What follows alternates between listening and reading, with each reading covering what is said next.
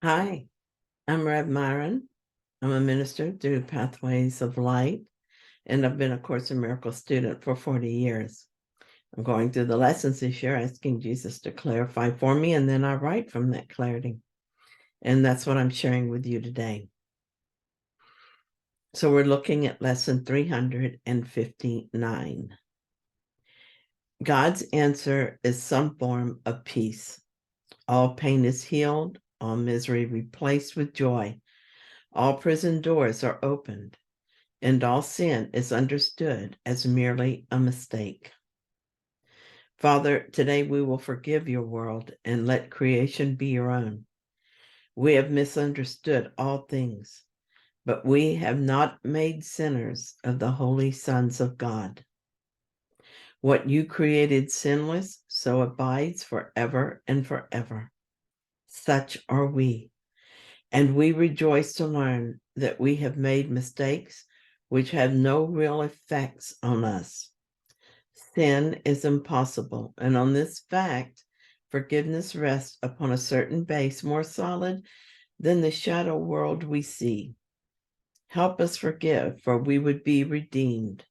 Help us forgive, for we would be at peace. The Son of God cannot be made guilty, and any thought of guilt is what we are here to forgive. This is our mission. Sometimes I have a guilt thought that interests me, and so I follow that thought. As a result, I get caught up in a story, but it's easy to extricate myself when I remember why I am here. The story has only one purpose, which is to show me what yet needs to be forgiven. The belief in sin must be forgiven. This is not because someone is guilty, but because sin isn't real.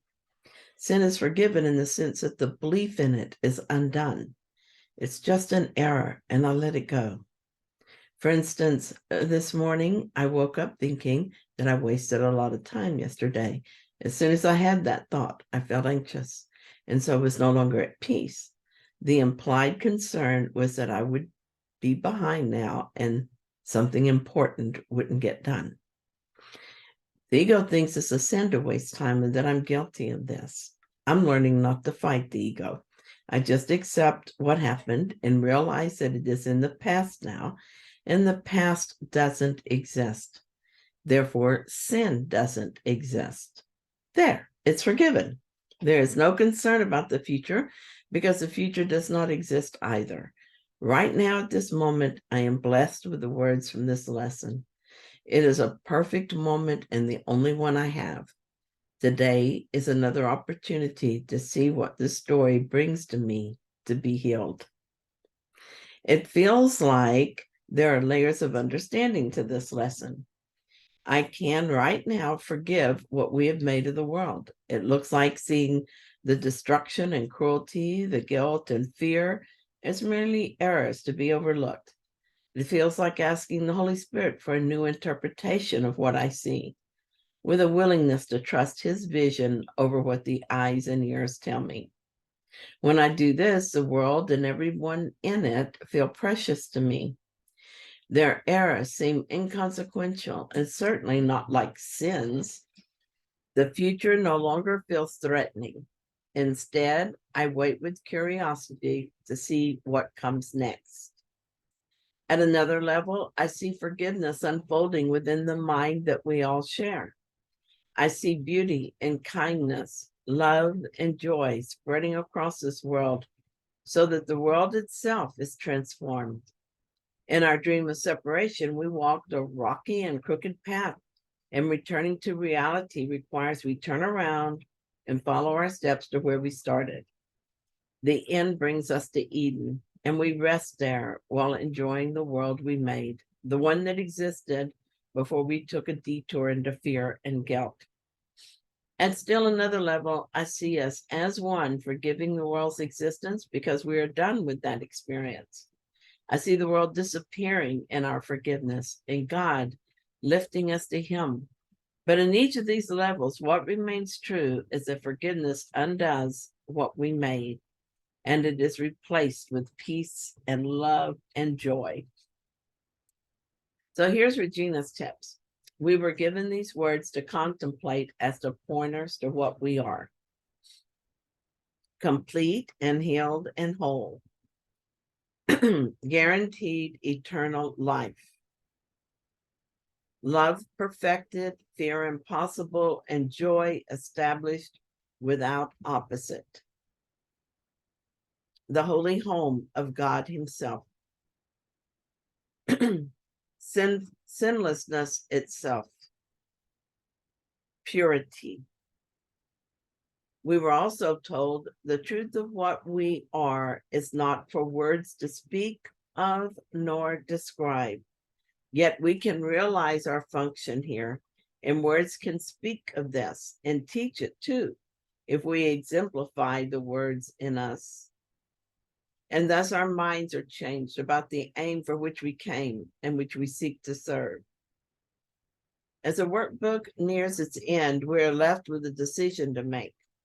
Do we want to practice our function here to the best of our ability so we can prepare ourselves for the final awakening, which is a realization that answers the question, what am I? Let's do that, okay? So here's something I wrote in 2008. I keep it because it was such a lovely experience, and I like to remember it every year. This has been a wonderful holiday. I got everyone terrific gifts and barely went over my budget. I had all my kids with me and both grandchildren. My extended family was together yesterday. Even my ex-husband and his brand new wife joined us for Christmas morning gift exchange. Tonight, we're going to my daughter's house for a lovely Christmas supper. I love it when somebody else does the cooking. But the best part of this holiday took place this morning as the sun rose. I bundled up as it was chilly out and met the sunrise as I allowed the Christ within to rise in me. I used this opportunity to recognize that in the past several years, I've been focusing on allowing the gradual and natural death of the ego. This morning, I renewed my commitment to God to accept His will for me and only His will. I then joined with my spiritual family, my mighty, mighty companions, as we shared this experience with each other. I was moved to tears as George read from NTI and Sonia read from the Course.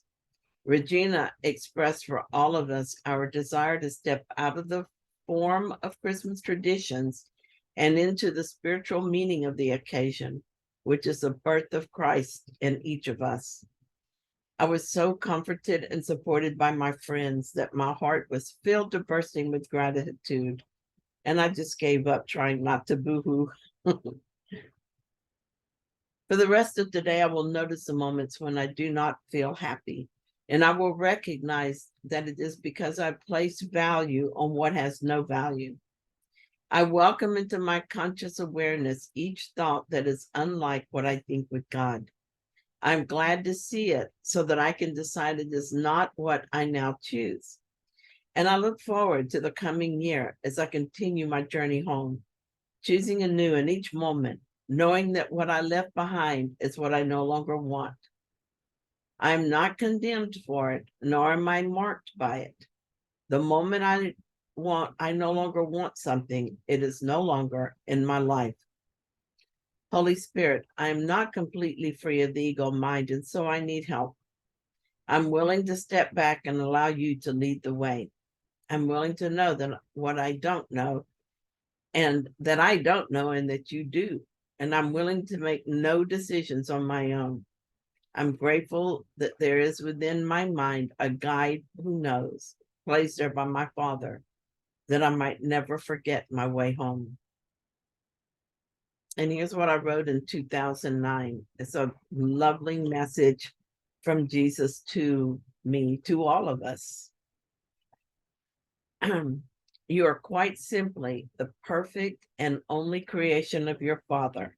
Live it. Live what you are. When you make that final decision to accept your truth, you will laugh at the idea you could have been less. Why not laugh now? You are loved and appreciated. You are not what you think you are.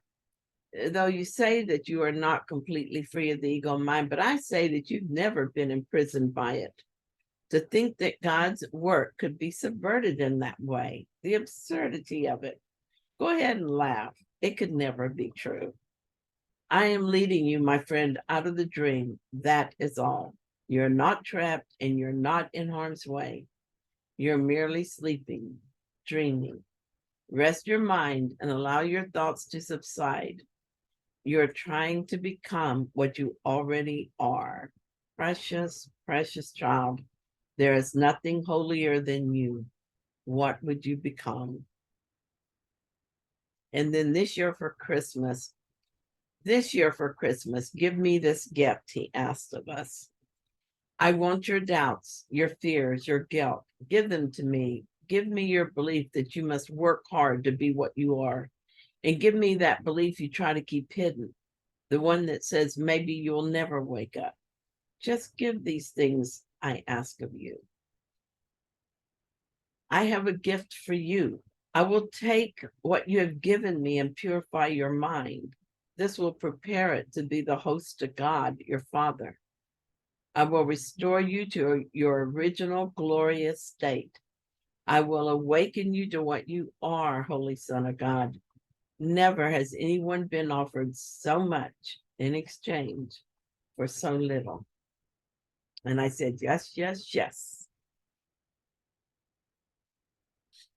And then in 2017, I said, on this day that we celebrate the birth of Jesus, our dear Father, I give him the gift of forgiveness, the only gift I think he would want.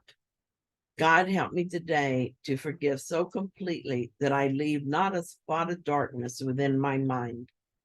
Help me, Father, to know your creations as you know them, pure and perfect, and so like you that there's barely a difference.